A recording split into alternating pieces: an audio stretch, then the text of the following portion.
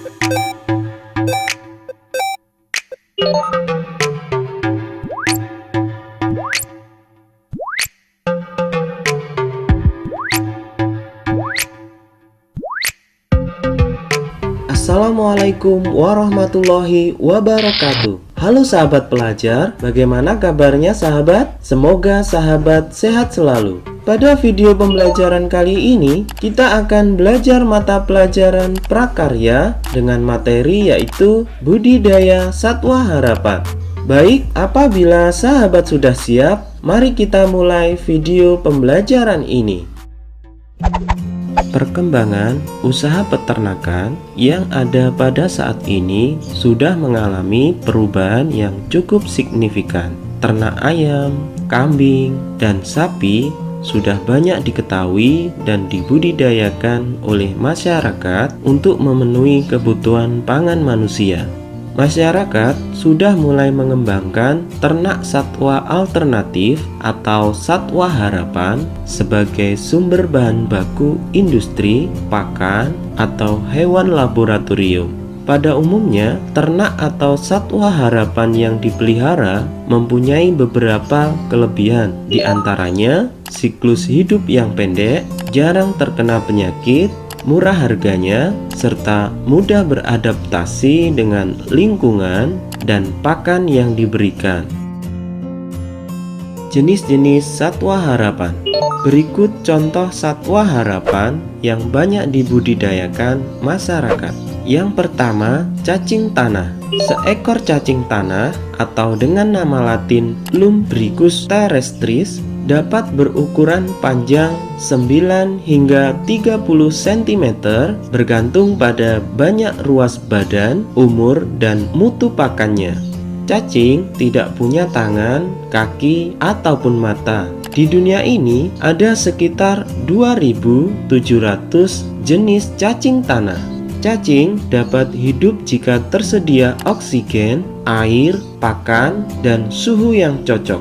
Jika keempat kebutuhan tersebut tidak terpenuhi, cacing akan mencari tempat yang cocok. Kotoran cacing tanah mengandung nitrogen, unsur hara penting bagi tanaman. Kotoran cacing ini membantu mengikat partikel tanah menjadi agregat-agregat sehingga struktur tanah menjadi baik. Cacing tergolong binatang berdarah dingin. Cacing dapat menumbuhkan ekor baru, tetapi tidak dapat menumbuhkan kepala baru jika bagian tersebut terpotong. Bayi cacing tidak dilahirkan. Mereka berada dalam kokon berukuran lebih kecil dari sebutir beras. Meskipun tidak punya mata, cacing dapat menangkap sinar, khususnya pada bagian tubuh terdepan, bagian kepala. Mereka bergerak menjauhi sinar, dan kulit cacing akan menjadi kering jika terekspos sinar dalam waktu yang lama, sekitar 1 jam. Jika kulit cacing kering, ia akan mati. Cacing tergolong binatang hermaprodit atau berkelamin ganda. Setiap cacing mempunyai organ jantan maupun betina. Cacing kawin dengan cara menyatukan bagian clitellum atau bagian membengkak di dekat kepala pada cacing dewasa dan bertukar sperma. Setiap cacing kemudian membentuk selubung telur dalam clitellum.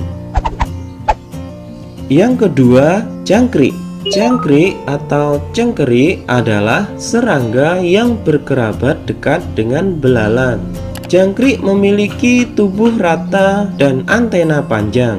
Jangkrik jantan memiliki suara yang khas. Suara ini digunakan untuk menarik betina dan menolak jantan lainnya. Suara jangkrik akan semakin keras dengan naiknya suhu sekitar. Di Indonesia, tercatat lebih kurang ada 123 jenis jangkrik. Jenis Gryllus testacus dan Gryllus mitratus banyak dibudidayakan untuk pakan burung dan ikan.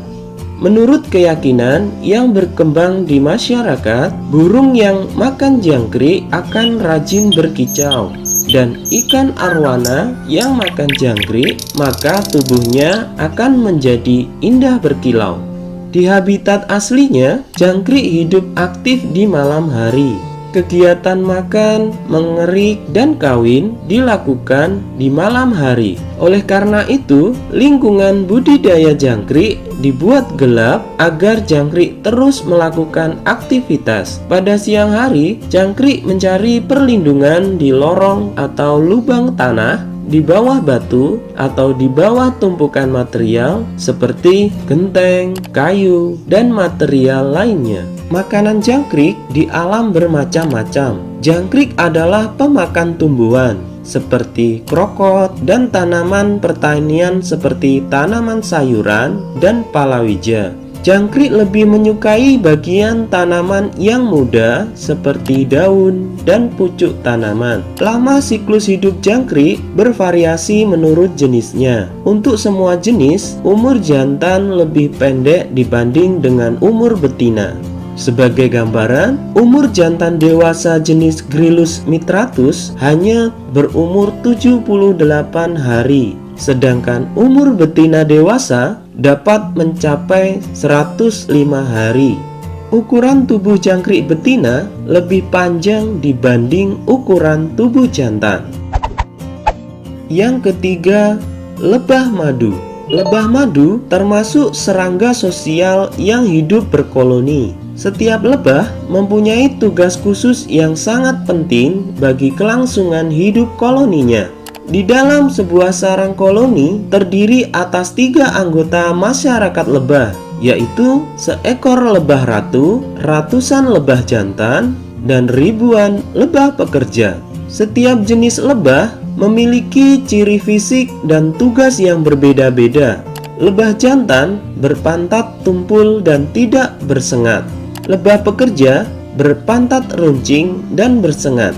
Tugas lebah pekerja bergantung pada tingkatan umurnya, dari muda sampai tua, yaitu sebagai perawat, penghubung di dalam sarang, penjaga sarang, perintis atau pencari tempat yang menghasilkan pakan atau bunga, pencari pakan, dan pembuat sarang. Lebah ratu berbadan panjang, berpantat runcing, dan bersengat. Tugasnya adalah bertelur. Setelah kawin 1 kali, lebah ratu segera masuk sarang dan bertelur seumur hidup. Lebah ratu akan terus berada di sarang selama tidak ada pengganggu dan ratu baru belum muncul. Di habitat alaminya, lebah membangun sarang di dahan atau di cabang-cabang pohon besar. Sarang bagian atas untuk menyimpan madu dan bagian bawah untuk mengerami telur. Secara tradisional, lebah madu banyak dipelihara masyarakat desa di sekitar hutan dengan menggunakan gelodok dari batang kelapa atau randu. Hasilnya, madu dan larva lebah. Satu sisir sarang lebah dapat menyimpan madu antara 15-20 kg dan 3-4 kg lilin.